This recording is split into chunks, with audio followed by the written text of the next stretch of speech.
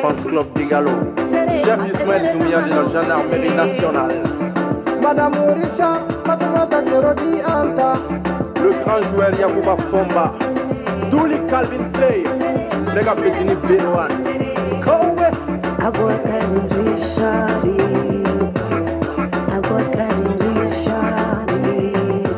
C'est lui le président de tous les formations du Mali. Regardez, il s'est un choix quand il cadre. Digalo, la voix d'or, il y a fou, il belé bas. Un petit fou d'un gars, il est belé. Parce que quand il dit trop. Atap, mandengao. Auga sine peri. Chene mandi elshia shemshiko. Demesheni teke ko nyuma obe mabakoro dege noni washiko be mabakoro dege noni bulo futala de. Ne afo ye mo shiko. Ne tato be pogo sori chewla wa ne sigito me pogo sori chewla. Wanin tato niye pogo sori non sigito me pogo sori la de. Takasegi bana ote mogoto shiko bisira la mena le billahi. Ngo Facebook intia 2020 kadide. 2020 voilà depuis que compte désactivé namake okoroko ko bengalo FPR on betade ni joanya mbi disi fara bul futala de au Canada aga mana kanunu ma au Canada aga pacha kanunu ma kontu signalé kontu fe nunu olu shite shiko la jone mo do to tien mo me re to kan to tene re la ne re to tien le no kokoro parce que mo to jugu mana ko to nyuma nye fembe ba kono nera te toko era nyina anyuma fara juguma ngante toko kola nete toko kola de mo me toko fe o tigi de bisira toko cheni ne bisira mon toko cheni ne tɔgɔ ka di wa ne y'a fɔ u ye yɛrɛ n ko n tɔgɔ ka ɲi wa ne tɔgɔ ma ɲi na kabi kunu u bɛ ka page in signalé sa u y'a bɛɛ kɛ Facebook ko k'u bɛna an bɔ fil d'actualité kan nka n y'o de f'u ye n ko hali n'u y'an ka page signalé ni mɔgɔ kelen de bɛna an lamɛn an b'an ka video ninnu kɛ dɛ ni o digilen don u la u b'u jogow de dilan jogo de fɔra yan kɛwale o de fɔra yan yanni ka don kuma kɔnɔ n bɛ FR cɛba bɛɛ fo RAS 24 RAS 24 Furusa 24 RAS 24 Jack Boer de Malika famille i ka foli bɛ yan Malika fitini le Serval le parolier de Mandi i ka foli bɛ yan Malika ka fima denmisɛnnin fitinin san 21 nka kuma bɛ bɔ a da kɔnɔ hali o tɛ bɔ sabanw da kɔnɔ bulufu t'a la dɛ bɛɛ b'a kalama fo ko ye ko banw Baningoka yɛrɛ ale scientifique di Buninga fana bɛ yen Kayiga bɛ yen Bamakoka bɛ yen Iba fitini yɛrɛ bɛ yen Iba Bokum yɛrɛ bɛ yen Abbas Jire yɛrɛ bɛ yen Ladam Touré yɛrɛ bɛ yen Kama millionnaire yɛrɛ bɛ yen Laradi yɛrɛ an b'o kumakan dɛmɛ fɔlɔ Siko yɛrɛ bɛ yen Langsi i to wo kɔnɔ maa yɛrɛ fana bɛ yen ka fara Aja Drame yɛrɛ kan anw ye yɛrɛ famille de yɛrɛ n'i tɛ yɛrɛ famille i b'i dégager de mais Langsi to wo kɔnɔ n y'o de fɔ an bɛ arasa to i bolo nka fɛn min ye marabali ninnu ye produit munna caco ninnu kana kuma olu fɛ dɛ olu to anw bolo a ye nin lajɛ dɛ sans produit gane ni tâche ngolo la don o don c'est que cicatrice de do tâche tɛ cicatrice de bɛ se ka ye siko la mais tâche ayi o tɛ ne la cicatrice bɛ ye ne la mais tâche tɛ na donc les links mandekaw ka kumakɛla ba mandekaw ka cɛkumaba to wo kɔnɔ fɔlɔ a to n'an dɛsɛra an bɛ wele mais anw tɛ dɛsɛ o entraîneur tɛ don terrain kɔnɔ k'a sɔrɔ ballon bɛ yen sa ayi remplaçant bɛ yen an tɛ taa an tɛ mɔgɔ ci bilahi u m'a fɔ k'an ka ɲɔgɔn ka view wagabɛ ko de ka d'u ye an bɛna surprise di aw ma le vengeance est une plaie qui se mange très froid e cɛ a bɛ ni ba cɛ ni dɔ ma forfait siɲɛ n ka kɛ ɲamaden dɔ bɛ forfait siɲɛ bolofu t'a la dɛ n y'a fɔ n y'a siɲɛ a y'a sɛbɛn a ka bila ko si ko ten ayi pogo bɛ sɔri cɛ min na ne tɛ dɛ ne tatɔ bɛ pogo sɔri cɛw la ni n bɛ segin n bɛ muso minɛ n bɛ pogo kɔnɔ 7 sɔrɔ la muso marabaliw muso molobaliw danbentanw ni ne tatɔ pogo sɔri cɛw la n segin to n b'aw minɛ n bɛ pogo k'aw la bolofu t'a la dɛ kɛlɛ in bɛ ka diya kɛlɛ in bɛna diya kɛlɛ in bɛ se niveau dɔ ma mɔgɔ t'u déconnecté o bolofu t'a la dɛ LCHM Chico 223 a ye n dɔn cogo min na n b'o cogo kelen na ma changer dɛ halisa musokɔrɔba langolo bugo o bɛrɛ bɛ n bolo cɛkɔrɔba langolo bugoli o bɛrɛ bɛ n bolo n bɛna vocal minnu joué bi k'u décortiquer RAS 24 y'a essayé k'a bɛ vocal ninnu joué je vois que u ye cɛ ka page u y'a signalé k'a ka video bɛɛ tigɛ ka video bɛɛ ɲagami a bolo a taara page wɛrɛ kan o kelen don mais ne ta in y'a blindé de yan tɔgɔ de ko terminus a kana da a y'a signalé fo lahara hali ni mɔgɔ kelen de b'a lamɛn b'a joué o ye jɔn ye Chris ko générali Bodingirali ani Laren Malika Fantaba a bɛna ninnu dɔn sisan den qualité jumɛn de don ma tila o la dɛ ne première partie di n y'o fɔ n ko 2020 kɔnɔ n bɛ video compté de ka di aw ma bilahi talahi n ye n kɛlɛ masa arahamani na nɔrɔ t'u la ko sungomi c'est-à-dire ni sumuni bɔra i bobara la a bɛ nɔrɔ i la cogo min na n bɛ nɔrɔ ninnu na ten de wallahi hali ni ala y'u bila n t'u bila hali ni saya mɛlɛkɛ ɲinana aw kɔ n tɛ ɲina aw kɔ n b'aw digi fo kɔba da bolofu t'a la dɛ n y'o de fɔ stratégie ka ca dɛ aw yɛrɛ de nana ni munumu ye ne a ma marché an bɛ bɔ ni munumu ye an bɛ wurile i ko kɔtɛ donc n bɛ taa telegram kan fɔlɔ n bɛ t'u ka vocaliw k'a la minnu ye kuma dɔw yɛrɛ fɔ c'est pas possible de kunna an ye Chris ye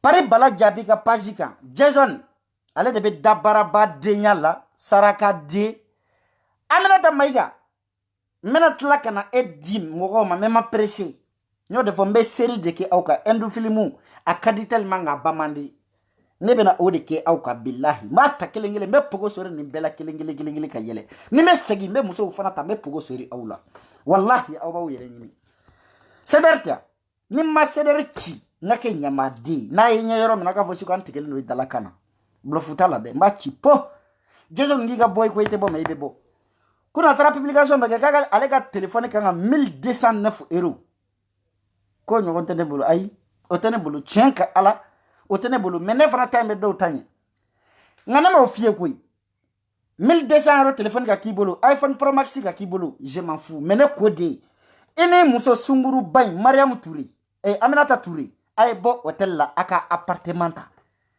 Jason ni fomandi de ka fo e Jason de be dabara badenya la Facebook kande eso esi sikwe de eso esi karsa de e saraga de jugu sago de eni muso obesi hotel de la rentre coucher ani defla bongi kunchi hoteli bo hotel ningo hotel akana ku au kono ku o yira de be hotel sarade aide jar ni be appartement fe ni warti kun fantande tege jala de aw be ka fo ne mi fantande ne sona de mene be nga appartement ni ngono de nkulen do nyerema ni be appartement ngun warti kun ka appartementa gouvernement ni tara gouvernement fa fe comment on appelle 115 de be appartement dima mais yanu ka appartement soro e ubiti bla hotel ni kono sambur ni kele bo ngi kunchi Jason Fle hotel la sendeni ana musu sauf abi denga do dugu manaje abi denki bo mais ne o defo radar be fambe fe ani capté na kadi shui na I donto hotel la mba filmer mena chima I muso donto mba filmer mena chima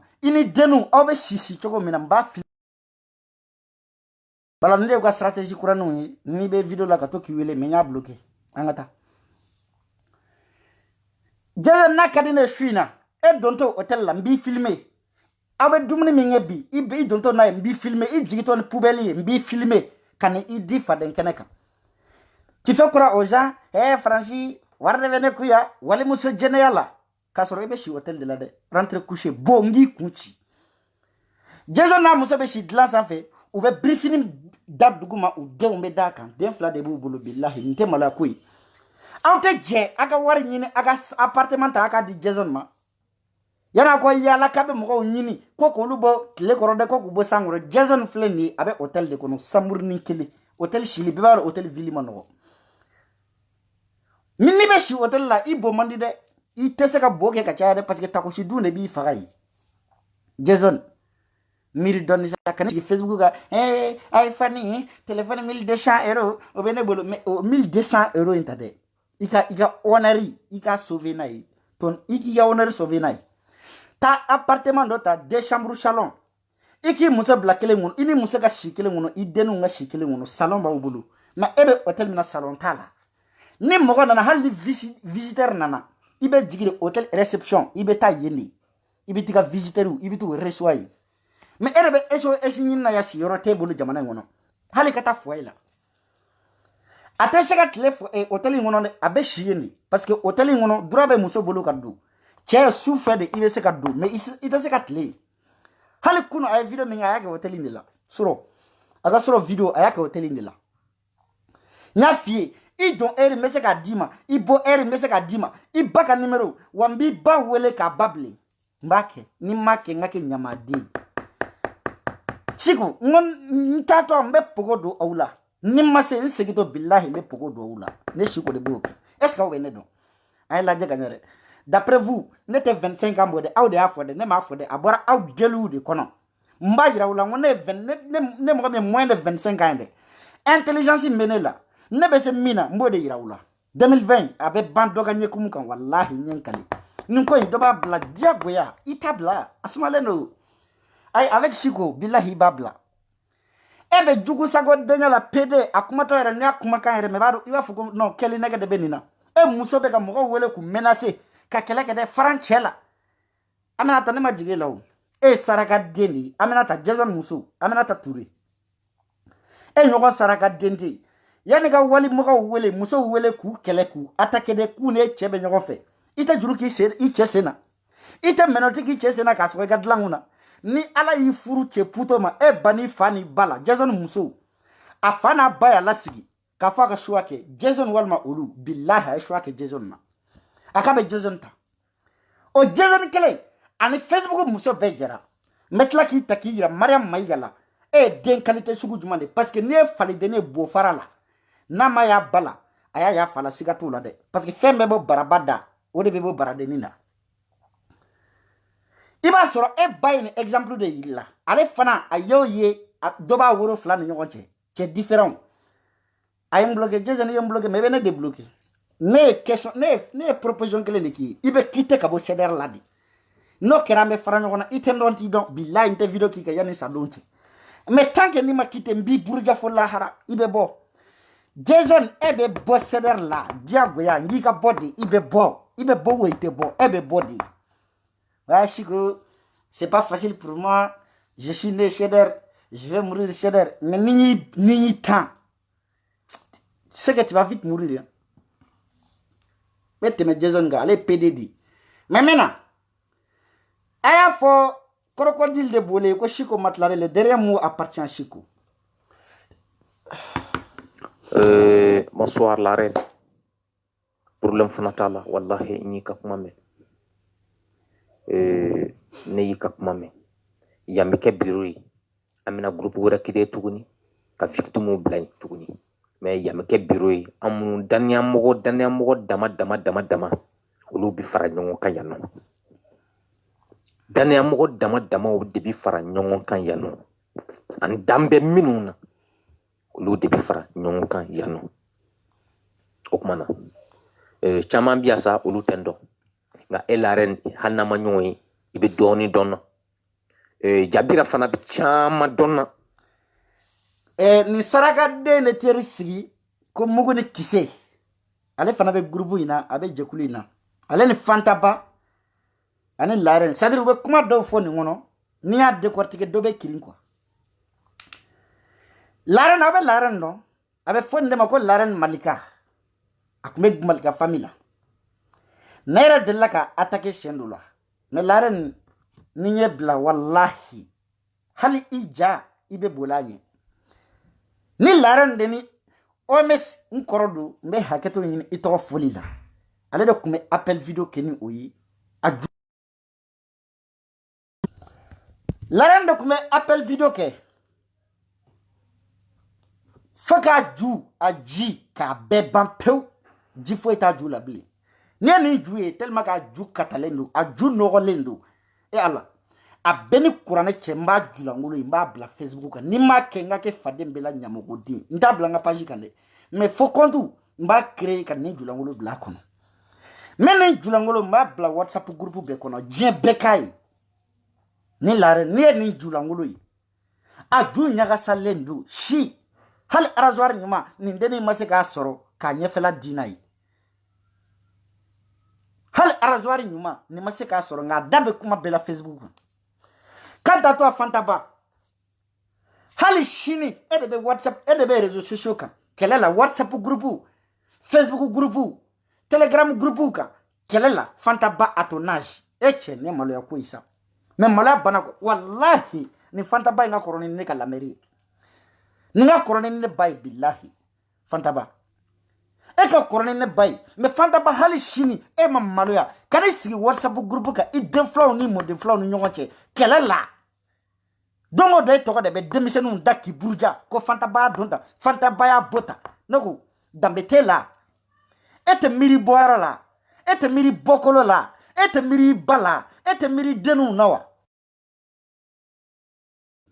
aras defa nyen kale masala nyen kale fena femi nga bonga kale lima ni ka appel donan kuntuguni mbi bloqué yan jien wuli liche fo katabla lahara ni ka appel donto yonku o ba yara konete halalai i ka appel kana ngole kana video de kana video interrompi mbi bonya nya bonya beta ki segere ale na ka Facebook profil i photo baka ka sabu ke iye degu mi subi ne kama donc ni bonya mbonya ala kama ni man bonya ni ngole jena ni bloquer jembe wulinti de bloquer bonya ye ni blala bonya mena ngono kwa kono defa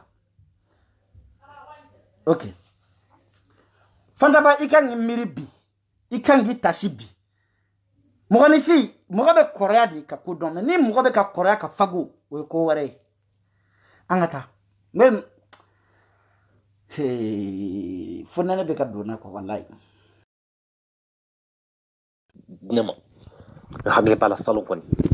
Wala yaka fen chama la sima salon. O kumi mbi Côte d'Ivoire c'est ça note fen nuro marale kanga sorombulu.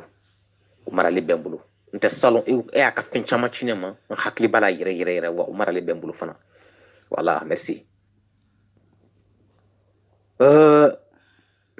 Jabira tilala kuma na ne hakila ni Jabira ka kuma fɛ kuma fosi tɛ ne fɛ a bɛɛ bi yan Laren fana a ye caman fɔ o kuma na ni information bɛ min bolo alas defa ne wala to ni bloqué jebe wala ki débloqué de ti sɔrɔ ni wari tɛ nyen kala kuranɛ na nya fi a tigi ka fɔ okay bonya re sabali ni information bi mɔgɔ bolo cɛ in kan preuve hali n'a ko k'a bɛ feere ne b'a san an ka se ka baara kɛ n'a ye okay ne kresi de kumakan o bɛ ka fɔ min ma ko général babo general o de kumakan filɛ ne général yi ako ni preuve bɛ mɔgɔ bolo malika kan hali n'a bɛ bɛn million kelen de ma million fila fo ka taa se million 5 ko tigi ka preuve ci ale ma ale b'a sara preuve sugu juma ni malika ye ɲɛna preuve bɛ dɔ bolo ni malika julangolo bɛ dɔ bolo ni malika ka arnaque vocal bɛ dɔ bolo k'u k'a ci ale ma ale bɛ o san wari la ka malika lebu n'a ye nka kunu a taara sigi yɔrɔ dɔ la ko preuve b'ale bolo malika kan yaro mɔgɔ i bɛ ka ko ɲini i bɛ fɛ ka mɔgɔ min ɲini k'a dɔn c'est que i t'o tigi dɔn de sinon n'i bɛ malika dɔn ko a ka arnaque fɛnw b'e bolo k'i b'a ye ɲɛna don ne hakili la ça ne vaut pas le coup e ka taa preuve wɛrɛ san ni i bolola wari ye o c'est que n'i y'a ye e bɛ ka ɲini ka san a t'e bolo de mais ko nin taara cɛbakɔrɔya kɛ Bala Jaabi de Paris o ka page kan malika preuve bɛ ne bolo malika n bɛna se kuma base yɛrɛ ma malika preuve bɛ ne bolo mais ale bɛ hakɛto kana bɛ fɛn dɔ kɛ sisan voilà yani diɲɛ wuli cɛ fo arasi defa bɛ ne sɔrɔ Facebook kan bilen ma da la dɛ parce que ni y'ale bloqué pour l'éternité n y'a siɲɛ 3 da a bɛ ka kɛ donc voilà e ni ne sa fɔ lahara n y'a bloqué ka bɔ n kun u taara groupe sigi u ye ɲɔgɔn fara ɲɔgɔn kan u indigne den damaw u saraka den damaw u faso malo den damaw Laren malika fantaba musokɔrɔba jugu musokɔrɔba tere jugu musokɔrɔba lahara jugu musokɔrɔba min tɛ miiri a tɛ tasi o n'o de taara jɛ ka nin groupe sigi ko ka preuve ɲini malika kan ko olu b'a san ka taa di malika jugu ma san joli u bɛ ka preuve santa ɲini u m'a sɔrɔ cɛ bolo i tɛ fɔlɔ o tigi la maa min bolo bɛ ala bolo ni ko i b'i poro sen kan n terikɛ zero b'i bolo dɛ an ka taa min fana bi mɔgɔ dɔn information bi sɔrɔ mɔgɔ min bolo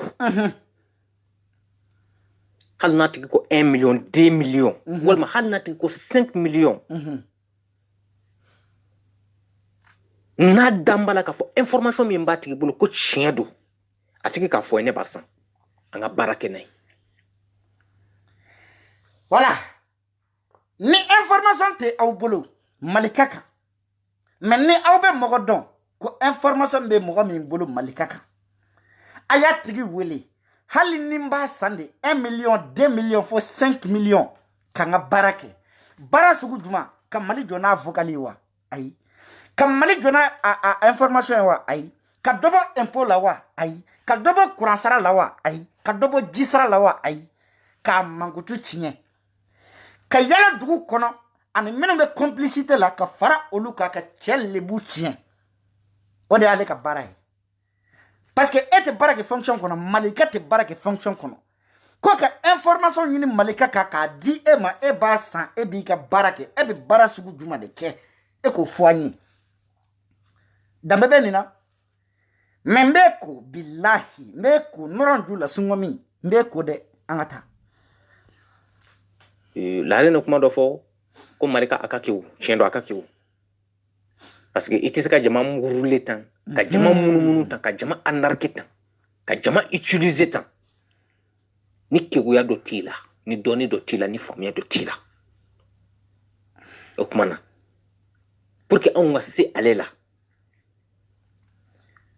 on fana ka faamuya kan ka bonya ale tay on ga stratégie kan ka bonya ale tay on ka ruse kan ka bonya ni ale tay ha non ekwe malika yo olu wurle aye olu arnaqué prince ni preuve bi bolo ko malika yi e arnaqué adela ki ka tamakele mine ni mabona yi e de ba biye ni dalu bi bolo ko malika do arnaqué ka dalu bi bolo ni mabona yi iye mali dembe malu ni dalu bi bolo ko malika bina donga ni mabona yi o koro ki bajulangolo iya lebu ni mabona yi ala ka sampre jigi sampre laba mbe ala bolo réserve la ala ka jigi ntafo mabona yi de ibe boni ni prevu yen de akom malika ka bara malika ka kekun donc abe bara kene intelligence mi folu fana ko adopti ka malika kele nay aw be se mo la de la ay ni ma senge be nyinande aw be se ay mo mi nya nyini ka kalanke ko menan John faso jigi yakoro ani etligan fenali très e ala e bena 5 millions de information sanina prince muna eto 5 millions ta kata di muso filiata o made mais ebo 5 millions ta kebo utiliser futilité la ko kam malika nyini malika yera amaye abe nafa jumanya na ngata mbe nin ko sa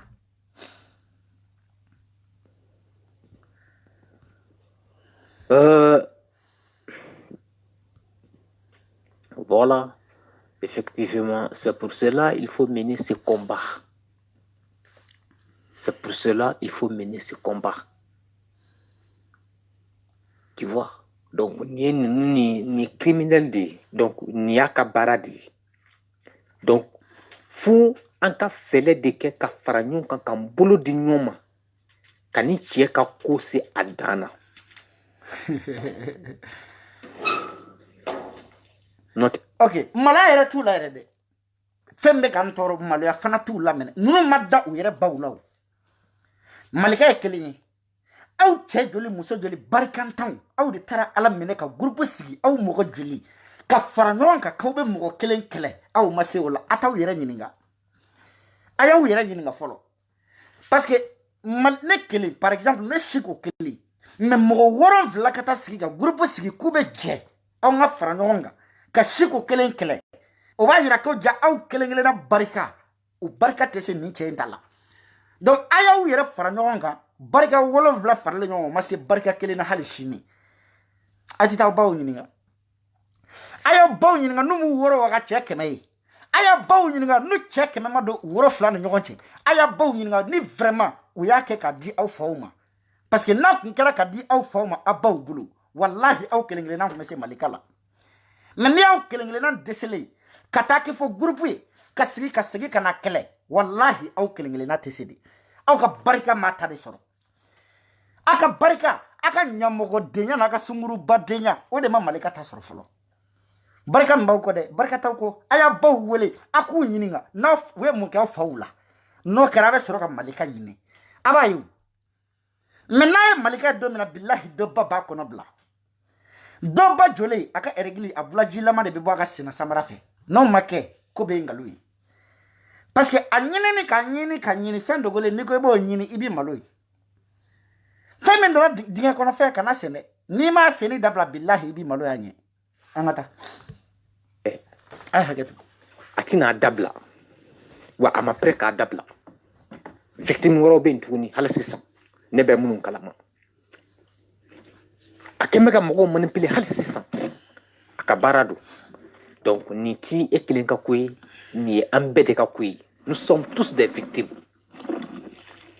voilà nous sommes tous des victimes donc ni kele vous êtes des victimes de quoi ay do muso mina ay John faka sura fana na folo minala ay John faka na songo mina ay John baka furusa ay John faka furusa ay chenjenga John nga monina aw ya mu victime ina na groupe kono iya i hakilina ani minu ba kono u hakilina tekele e kanga munge malion aw ni nga place juger nana ko groupe kono ne hakilina la mena min sura kono nya sura ota kono fen were tede telegram groupe fen were tede whatsapp groupe mbe munke ntenga samara do katani simfly ne de nana ne kum hakilila mindo menne masoro odo au ka hakilina ne tatekli donc ne beta mo ba julki sena kiki sigi mais parce que il gena ka bo groupe la oye ke victime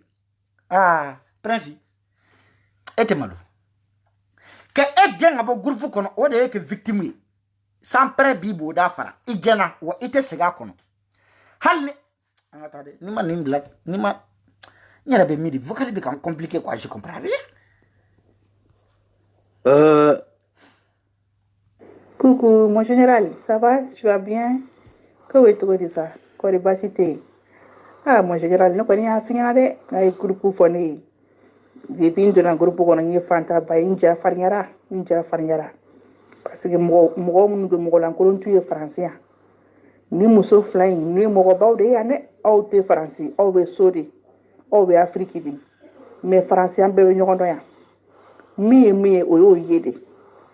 Maya ni muso ba flying muso ba de ni mo ba de. Mo ba rajma. Bof ay fanta ba ka baralaje. Atara galon tige kale mo ba de neve barake ya préfecture de la poutere fanta bate fo la kafuartako fanta bate poutere na yo de fi poutere te kafuarta la sunguru ba adu jibe bana jik se kele jibe fale jula te ne jula jibe wulu jula ate fanta ba jula kambe fale da kante fanta bada wa kambe wulu da kante fanta bada fanta bani wulu muso be de kileye fanta ba ani wulu muso u bede kilenyi ni wulu muso ka fanta baye kana soa ke fanta baye i ka soa ke wulu parce que wulu ale be degido ale be delido wallahi wulu be delido ni muso ye malika famille ka president korodi mais ni minno malika famille ka hal shini u ka kaje wari ababulu ate barake jagoda kanga suene ke ka u ka pari wari sara namo ke ba juchi mais bar ate barala ka fuar tala dedu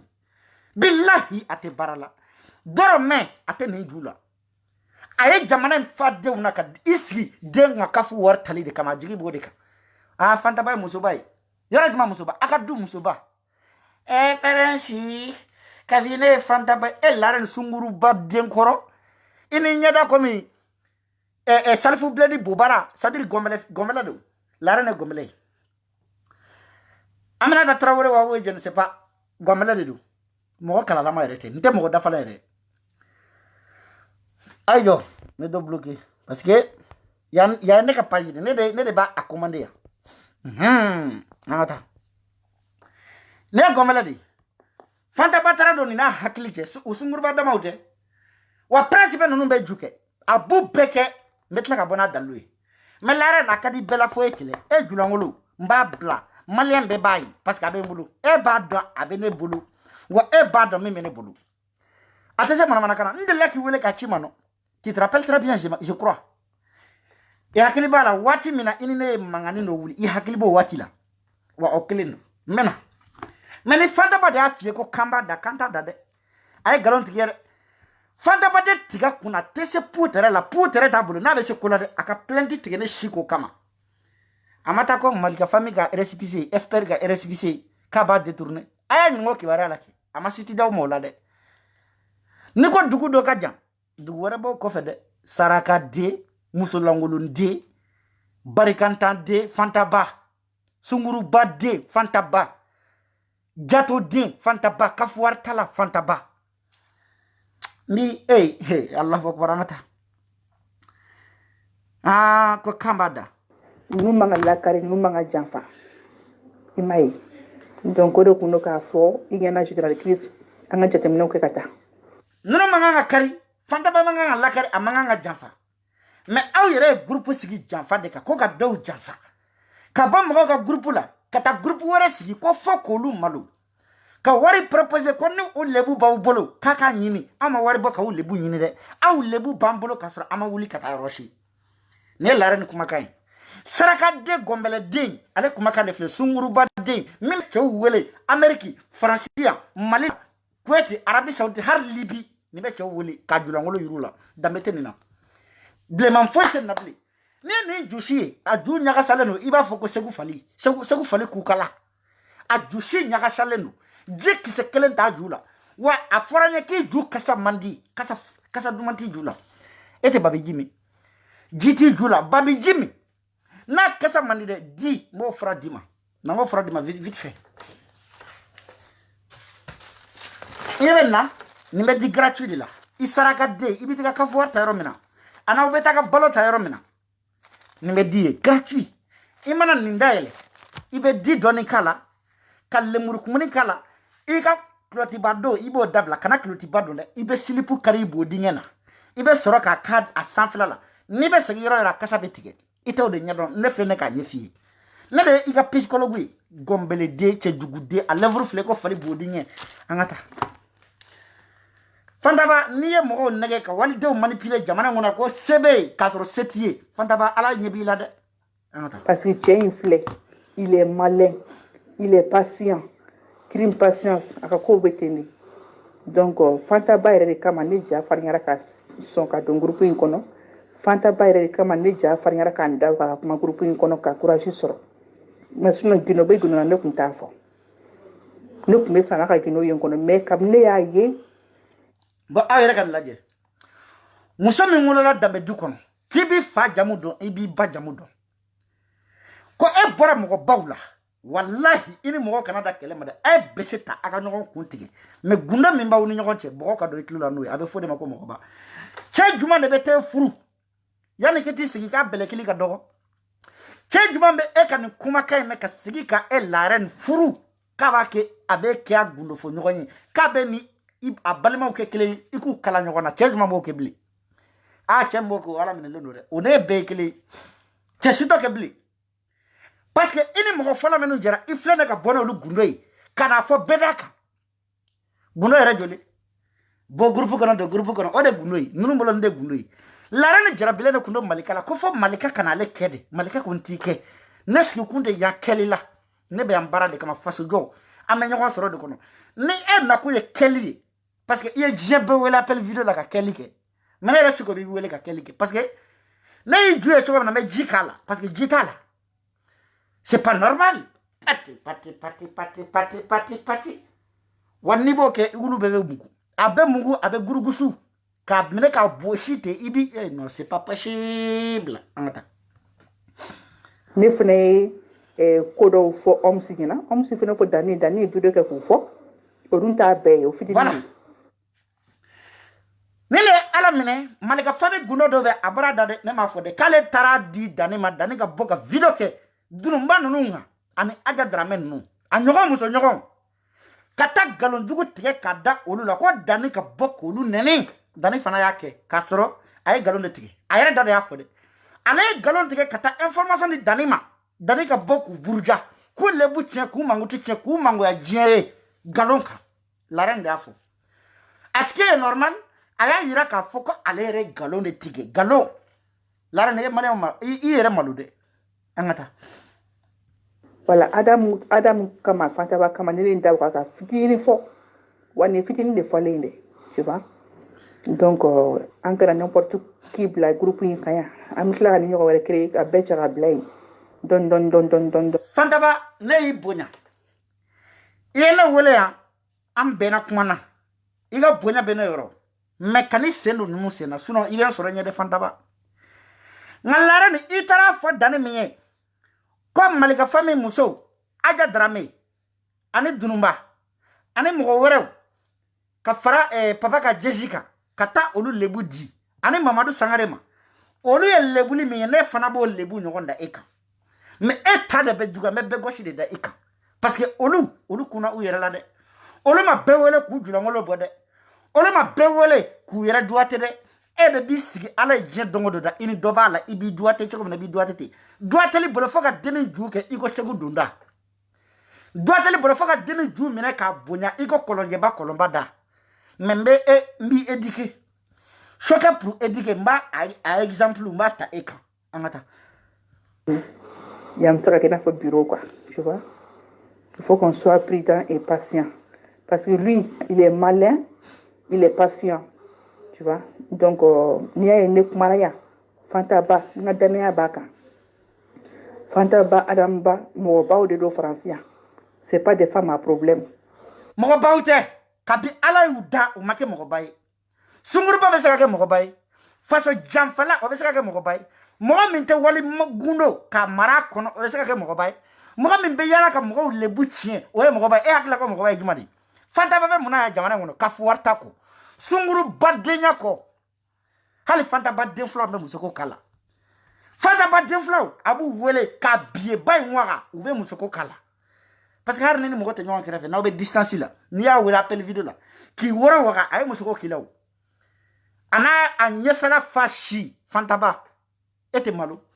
E shi be yoro mena. Est-ce que to kan ay WhatsApp groupe ou kan fitilité ou la. Donte bolu. Préoccupation wora te la ni ninte. I den flow ni mo de flow ni nyon ala jien dongo do da. Et de bini sigide Fanta Ba alna kuma ga me ba do ko keli nege de bala tuni membe ma presse mi éduqué angata. Ce sont des femmes stables, distinguées. C'est pas des femmes à problème hein, comme Dunumba hein. Voilà, tu vois. Voilà. Donc on n'est Voilà. Attends, voilà. Ce sont des femmes stables. Ce sont pas des femmes comme Dunumba. Dunumba est mon kila. Dunumba est mon kila. Aïe torofo. Aïe jamoufo. Est-ce que aïe fou? Bon voilà, moi mi masima, ibeta baga oma. Mais adongo Dunumba boire ainsi d'accord ça e bakashi encore parce que e mabo muso nyana mana. Bela jala mika i bay mi la ibo de représenter je kono mais e be ka mi représenter ni janfa jugu ni kala banchi denya ka wali ka video man wole ka galol tige ka mo wara le buchien e dambe tige dambe bela sunguru badin dambe bela na madala na bora ba wo nyuma fe e ma ba wo nyuma fe abadani me e ba ambetla ka sigi Facebook nga ka ko ka je ni kulukuru safune no make ka kubona angata. Bonsoir la reine. Problème fanatala wallahi ni ka kuma me ne yi ka kuma me ya me ke biro yi amina groupe wora kide tuguni ka victime blind tuguni mais ya me ke biro yi amu danya mogo dama olu bi fara ɲɔgɔn kan yan nɔ danaya mɔgɔ dama o de bi fara ɲɔgɔn kan. Voilà mɔgɔ minnu yɛrɛ ye mɔgɔ ka danaya tiɲɛ olu de fɛn ka taa fara ɲɔgɔn kan jɛ min sigira janfan kan ko ka danaya mɔgɔw fara ɲɔgɔn kan danaya baw yɛrɛ kan e yɛrɛ janfanti di e ye dɔ janfa lare ne dɔ janfa Fanta Ba ye dɔ janfa aw nana fara ɲɔgɔn kan groupe sigi k'aw bɛ janfa groupe sigi est ce que aw kan ka danaya ko kuma fɔ ye danaya kuma man kan ka fɔ ye parce que aw ye janfantiw di groupe min sigira janfan kɔfɛ est ce que jɛ o groupe kɔnɔ aw kan ka mɔgɔ ɲini mɔgɔ min tɛ janfanti ye est ce que aw kan ka mɔgɔ ɲini mɔgɔ min tɛ kalabanci ye parce que aw bɛ kalabanci janfantiw di sinon aw donn'u ka groupe kɔnɔ aw donn'u ka jɛkulu kɔnɔ aw donn'u ka association kɔnɔ aw n'u ka fɔta ma kɛ kelen ye chacun pour soi Dieu pour tous i b'i ka kili k'i ka tila ka taa i bɛ taa i fɔra dɔw kɔ dɔw bɛ na i kɔ a dɔgɔya na ye ka na dɔw kun b'a la olu taara sans kɛlɛ mɔgɔ ni mɔgɔ jɛra i jija n'aw bɛ fara a ye fara cogo ɲuman na comme ça don dɔ la aw bɛ se ka ɲɔgɔn dugu kɔnɔ cogo dɔ la aw bɛ ɲɔgɔn fo au moins aw jɛra ka kɔrɔ mais est ce que n'aw faratɔ ye muru ni bese ta n'aw ye ɲɔgɔn dugu kɔnɔ an na ɲɔgɔn fo an na tigɛ ɲɔgɔn na dɛ mɔgɔ b'i jujɔn dɔn mais i t'i laban dɔn dɛ bi an bɛ min na an b'o dɔn mais est ce que sini an bɛ kɛ min ye an b'o dɔn i bɛ ka ninnu dɔw kɛlɛ ka mɔgɔw bila k'u lebu tiɲɛ mais e t'i da kan dɔn sini i bɛ se ka laban ninnu dɔw tɛgɛ kɔnɔ parce que rien n'est impossible sur cette terre foyi tɛ impossible nin dugukolo in fɛn bɛɛ bɛ se ka kɛ yan parce que ni maa ma sa a bɛɛ juru b'i la mais i bɔra mɔgɔw ka groupe kɔnɔ ka tila ka taa galon tigɛ k'a bɔ i da baranin jɛ kɔnɔ k'e de ye galon tigɛ k'a da u la u k'u buruja e ni ala cɛ ninnu bɛ kɛ fɛ yanni diɲɛ wuli cɛ an ka taa n yɛrɛ bɛ min de n yɛrɛ pɛridilen ninnu ka vocal kɔnɔ a ɲagamira an dan bɛ minnu na olu de bɛ fara ɲɔgɔn kan yan nɔ o kuma na caman bɛ yan sa olu tɛ n dɔn nka e la yɛrɛ hali n'a ma ɲɔgɔn ye i bɛ dɔɔnin dɔn na Jabira fana bɛ caman dɔn na nka ni kɛlɛ nin na maa min bɛ n ka détermination dɔn o ye Kasum Traoré ye o ye Kasum Traoré ye ka taa salo ni ɲinin cɛ ne bɛ nin kɛlɛ nin na ji duguma ne ye ko min kɛ nin kɛlɛ nin na ala dɔrɔn de b'a dɔn. Allahu Akbar. Ayi mais ni fara fa ye hɔrɔn ye nin ba ye hɔrɔn nin ba sigilen don k'ale den hɔrɔn den mais alors que i bɛ taa sɔrɔ ne yɛrɛ fa yɛrɛ min yirala la o t'a fa yɛrɛ parce que hɔrɔn den tɛ nin kɛ san kelen a bɛ k'u kɛlɛ ji dugu ma mais san kelen a n'u tɛgɛ bɛ ɲɔgɔn tɛgɛ san kelen a bɛ k'u tulokɔrɔ kuma dumanw f'u ye san kelen a bɛ ka participer u ka fɛn bɛɛ la mais san kelen a bɛ k'u lebu tiɲɛ san kelen a bɛ k'u juguya san kelen a bɛ ka bɔ n'u ka vocale san kelen a bɛ k'u janfa hɔrɔn bɛ janfan kɛ wa silamɛ bɛ janfan kɛ e ala a ko k'a ye silamɛ k'a bɛ ka ninnu kɛlɛ ko silamɛya ala kira ka tile la kisi nɛɛma b'a kan u taara kɛlɛ dɔ la u ye kɛlɛkɛla dɔ minɛ u nana bila kaso la u ko a ma i bɛ don silamɛya la walima i k'i ka mɔgɔw wele u kana nin wari hakɛ in ye a ye mun fɔ ala kira ye kisi nɛɛma b'a ma a ko kira ma ni n donna i ka diinɛ la bi a bɛ kɛ ko n siranna n bɛ taa n ka dugu la i ye wari min fɔ n b'a sara a y'a kɔrɔkɛ wele wari min fɔra pour que ka a balimakɛ libéré u nana o sara kira ye kira y'a libéré a taara a taalen wari saralen kɔfɛ a taara ka dugu la a ko a ka dugulamɔgɔw ma ko ne taara ala kira ka dugu la min bɛ yen k'o de ye tiɲɛ ye wa n bɛ segin n bɛ taa don kira ka diinɛ na a balimakɛ ko a ma mais munna e ma don kira ka diinɛ na yanni an ka wari ba in sara cɛ k'a ma ko n'i ye wari ba in sara a bɛ komi siranna saya ɲɛ n donna kira ka diinɛ na n ko n t'a la bi n t'a la sini n nalen n ka dugu la n bɛ n ka minɛnw ta n bɛ n sara n balimaw la n filɛ nin n bɛ segin n bɛ taa don a la a bɛ fɔ o de ma ko hɔrɔn wa a bɛ fɔ olu de ma ko silamɛw mais e nana jɛkulu la i y'a ye i hakilina n'u ka hakilina tɛ kelen ye n'i b'a dɔn k'u ka kɛlɛ b'i ka diinɛ contre la e bɛ mun kɛ i tɛ ka samara don i ka taa ni sen fila ye mais mun b'i bila ka dɔ o jɛkulu ka taa groupe sigi ko fɔ k'o jɛkulu kɔniya ko fɔ o jɛkulu ci hɔrɔn ye nin ye danbe bɛ nin na an ka taa. Voilà.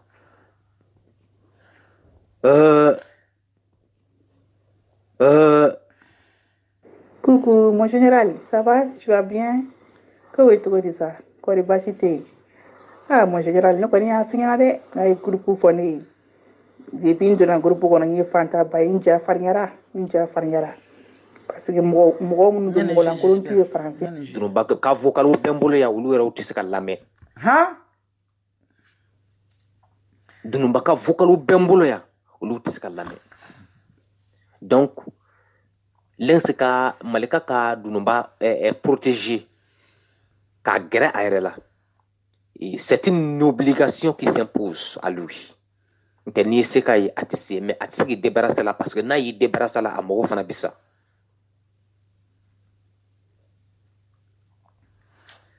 N'o tɛ lɛnsi ye mɔgɔ min ye fitiri wale min don ani mɔgɔ tɛ mɛn ɲɔgɔn bolo a bɛ utiliser dɔrɔn n'a y'i ka énergie bɛɛ. Bah, le problème est que malika ni dununba gɛrɛlen don ɲɔgɔn na ani dununba ka di ni olu ye kɛlɛ bɛɛ kun filɛ fo dununba de ka malika kɔ bila dununba ka bon prince vocal min b'i bolo n'i ma bɔ n'a ye i saraka den n'a b'i bolo n'i ma bɔ n'a ye i ba jɔlankolon b'i bolo bɔ n'a ye dɛ i y'a fɔ bɛɛ y'a mɛn mais bɔ n'a ye sisan n'i ma bɔ n'a ye e ye saraka den de ye an ka taa. Ne mon famille alors je vais faire la rivalité de entre la famille Malika et la famille Sider. Voilà. Avec fait quoi de que c'est ça comme concurrence quoi. C'est ça que moi j'ai compris maintenant. Parce que Wari me rassemblé là qu'a dit à ce tout cas fini pour 8 mars. Sider marqué Malika famille de Ake parce que la famille créée là c'est ça. Au lieu de ko bolo on taille mana ko a capacité tana ni ko ni akodi donc Amadjaya m'a signé quoi. Bah, oui, exactement. Avec fait qu'il mesurait FPR de ma. Parce que les CDR, ils ne savaient pas que FPR avait cette capacité. Nous connaissons encore de rendre. Bon, il y a un camé de ma. Avec Jena Korofo Malika famille, avec ta Malika famille Korofo Cédric Moé, aïe, Fantaba de Fléné, Fantaba de Kumakan Fléné. Achète Warbi Farale non à Kadi, achète ma kato Kasola. Malika famille bolo ad ser mo wari mi faranyonga ka di jena maka jena to kasola donc ale bolo malika famille mo mi faranyonga o chara ni jena tai donc o nyamwa be jena na jena be fika kele wuli jena boli 8 mars fini bora ka modifier et ka créer à cette tour là o maké jene donc allez bolo o nyengoya bébé jene na jene commanda yede a ben mbela na jene sura ba kene nyimi donc anana o korofoli fana ke u ka ni groupe ngono anana sigi ni groupe fana kono abo korofoli lay malgré que u tara dunvani fanta drame aja drame kata oluka vocali uta kato di Sederema kato di Mamadou Sangarema koko je ko lu lebu tien ku Mamadou tien ku Dambe Buruja malgré que ayoke mais malgré tout avec a nous fata avec no foya anya be ni desugula je fla na nyokoche fan fla ni je wuluni so fla wuluni abadu ya fu wow abeta nunu korofo ka o takana di malika famima abe malika fami korofo ko takato di Sederema abe na kuma nyini au dakono na we fenfo aba kun farano malika fami ni Sederega kele akumbe boka wayande ni muso nunu nga groupe nunu da akele wuli parce que atana fo jenay comme malika fami be ke juguya parce que Sederé wari min bokke e libéré malika fami se ko farano ka asetu libéré abeta fo malika fami fana ay wari min boka asetu libéré Sederé mo ke jenay o nyengoya de bala kele kunfle ka i jija chogo bela ka kan fla be kun farano me vokali kala wala me Lauren, avec Chogoti. Coucou, mon général, ça va? Oh, on a mal maquillé. Donc, ni a qu'un tel Abidjan. mais nere be ka vokali Chogoti. Ouais, exactement. Avec fait qu'il mesurait. De mon famille, je n'avais fait la rivalité entre la famille Malika et la famille Sider. Avait fait quoi de qu'est-ce ça comme concurrence quoi. C'est ça que moi j'ai compris maintenant. Parce que Wari me rassemblé là qu'a dit à cette moni, à cette cas fini mbora 8 mars. C'est derma que Malika famille dia que parce que la famille créé la ça. Au lieu de ko bolo on taille mana ko a capacité tana ni ko ni akodi donc amaja ya masigina quoi. Ouais. Voilà. Aya la metune ay mifo aya la me. De mon famille, je n'avais fait la rivalité de entre la famille. Très bien. Allez, mi famille, je n'avais fait la rivalité de entre Malika famille et Seder. Mais ni bella jale ya soro, avec Malika famille na, ate Malika famille na, mais ani Seder moko de bala. Maintenant, outra no groupe sigi. Ko ka je ka Malika famille lebu yini ko ka ta de Seder ma. O groupe de ko na flene ka ta ni fana fo. Akuma kan flene. Fanta pa de kuma kan flene. Ko jena de be fait la rivalité créée. Mais à tarafo nous fanaye nous ani nunga mogo menun kadi tel que jabira mogo werew a tarafo lu fanaye ko wari min tarakadi achetuma ko juguya de be jenela katafo jene fanaye wari min dira e ma ke libéré o nyengo de be malika famina donc jene o fana mo yoro famia o wulila ka dimi ka boka malika fami attaquer malika fami mogo fana ma famia o lu bora ka sedare mogo attaquer mais abe sorla ni sunguru badde ne fe ni muso jugu den a yɛrɛ jole a tɛ tɛmɛ foyi kan a n'a ɲɛda pɛtirilen ko fali bodingɛ ale de y'a nin bɛɛ kɛ ale de ye nin bɛɛ kɛ malika fami ka vocali a bɛ bɔ n'a ye ka na di Seder ma Seder ka vocali a bɛ na di malika fami ma hali nin delila ka vocali dɔw ta ka na di ne siko ma mais ne m'a joué parce que ne ko a ma n ko Seder malika fami ka kɛlɛ bɛ yɔrɔ min na an ma se yan fɔlɔ i jɔ an ka taa. Malika et la famille Sider avait fait quoi de qu'est-ce ça comme concurrence quoi. C'est ça que moi j'ai compris maintenant. Parce que Wari me rassemblé là qu'a dit à cette moni, à cette cas fini mbora 8 mars. C'est derma que Malika famille dia que parce que la famille créé la. Bon, en ala ne kirache. Et de autre groupe si. Quand vous avez Malika famille défend, ou alors quand vous avez Malika famille kele, pour que Seder défend, vous mettez blanc comment folie là y. 8 mars comment tu m'en as depuis salon 8 mars, au temena mumbe dabla au kuma na ya. Mun debe au kuma wuli bi. Aye ne déjoué. Faso jola ne debe do faso jola ne nyon je ku kun kari nyona. Ne de ne kuma fo yande. Ngo muso minu be bo Malika famille na. Ku be na do Seder la au kanaso. Minu be bo Seder la. Ku be do Malika famille na au kanaso. Parce que ani Malika famille mo ma fara nyumanga. Amana miye aveta fo yede. Wane mi bola Seder la. Ani Seder mo ma fara nyumane kan. Na fara la kana fara au kan. Atna Seder ka nyuma fo ya be no ko duguma de fo yi. Donc ayaw kolosi. Mais o mane la mende. Bien à flene, quel prévu flene. Quel flene comme ne saki là. Abolo be saki kono. Angata. jalatigɛ kɔnɔ mɔgɔ bɛ na wale kuma f'i ye i kɔlɔsi a la parce que a bɛ t'i ta de fɔ ka wale kuma mɛn kana f'i ye. sa olu t'a dɔn ko bolo anw ta ye manamana ko a capacité t'an na ne kɔni y'a ko de donc a ma diya ye a ma sigi n'a ye quoi. Ouais, exactement. Avec fait qu'il mesurait FPR de ma. Parce que les CDR, ils ne savaient pas que FPR avait cette capacité. Nous connaissons encore durant le temps. Où tu as l'intérêt, nous avons quand on fait cette capacité de se faire une belle nous connaissons encore. Donc, elle nous avait pour ça. C'est tout. Donc, quand elle est à Maloya, elle est comme si non, Jenny elle est folle. Voilà, Jenny elle est folle.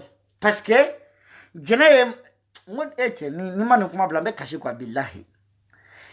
Musa kele min tara maliga famille mo ko vocal takata di Jenny danima o kuma kan le flene. Fantaba. Sambi woro ale be WhatsApp group kono a den flo na mo de flo kono na figi denyala. Ne de onyi kuma kan bi wona sade. Maman c'est ton travail. Ini dem kuma suli. Ini ba kuma suli ni fa kuma suli. I chena kuma suli atato barayoro la. E kan amalo de bi. Wallahi ni kuma horon fa kunu. Kimine na figi denyala jamana kuturu. E kan gere fa de. Me malati la. E sunguru badeli malati la. Angata. Matani ngo fe. Ni ti ekelen ka kui. Ni ambeka kui.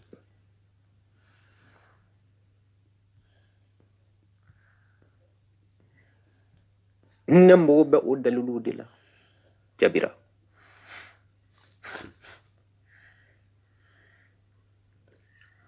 Dongo jigiba ne tigara dongo jigiba la kunu yere de mbora ka akuma fo donyana ngomba fega akuma la si groupe kono parce que groupe kono ale bora ka arash bashin ne groupe kono akuma do fo netara ale re ka page kan netara ye ale keme ka arash bashi tanu are ka page kan no dongo masa humanitaire ne page capture écran ke kana adi sultan manu sala ne ajira sala la ngo sala ngone ma dongo kan kuma nunu famia ngo ibina chenne no groupe kono ibita atanu kenema ngo e flanga foyai ngo horom mangani ka ngone tigara chela ngo wa Voilà. Donga masa humanitaire di. Uyo nege de ka o fara uga fo uga janfake. Oba yere don. Oba tafano, oba nafano. Oba dade minge. Uni donga masa ajouté. Dje kumate uteka mi fara sama. Donga masa fana u deme ka fo. Katla ka bo groupe kono kata. Arasa photo publié aka page ka toko nyuma fo. Oya famu yade. Ou fana digile no ula. Ou bien qu'on traite de tous les noms. Ou hypocrite, ou calabanchi, ou janfani. Mais on est un groupe qui est janfani calabanchi. Angata. Voilà. Iro ya dem sanitary. La ki war. A foko ka nye fina mo so mu do wani. E ka fo yina o ka afina me ka a décrit to ma beteni. Me ka décrit to ma beteni. Ni al ni fa sa ya ma digina. Ata hina yede ali hina ta da sukuma. Ali hina misikara jarati ta da sukuma. Ala. Jafa me do ma ba don wa. Ba fa fo mandika. Donc ukumina shubaka mandika ani jabelu ani bafa nolu kumpenala. Utumina mandika de wulika jo ka malika to tunu ka sederichi. Ukuna sederichi ka malika to tunu ka boni mandika yi. Do utumo kumene ke organisatrice nuko ai. Una tisa ke la ren mandika yi. Una ne kra la ren mandika yi. Abina fa kone janfa ke. Mo chenye mo mi chenye be janfa ngabla ne janfa. Nanga todo me akanere janfa. Entre temps, Shubra Manika, oye bafani jabelu blanyona, du coup qu'elle est tienne. Dono bafane, ale kunyana ko lengsi ni ira ale kun jarable ba do lengsi la. Allahu akbar. Ba ene ala ni kirache. Ni muso nyoko ne jin dunuma. Heche awe frani muso ina sa. ni muso mbaw ni nyani femi billahi ala de yake ay fara muso la ere jarabile ngono malika la malika maso e sunguru badde chebe bolo e sunguru badde dembe bolo saraka de dugu nyafe dugu sago denyala dunamba hake jarabe malika ale bebe tanye fome ale yere fentale la problème fle limana nga video janera nga objectif kunye on va 30-40 minutes medjigi mais ntara yoro jan me bitabla ya vocal to be na ka jani iko femore ni ngoma beje bia meshia alaje ni be vocal di nangama beje ni be vocal di nangama beje ameshia mais me bitajo na la déclaration ame nyoko tanye fe mais aja fantaba laran malika amena tatrawure ame nyoko na fo habu kafara crise kan ame nyoko na de kele bangante de siku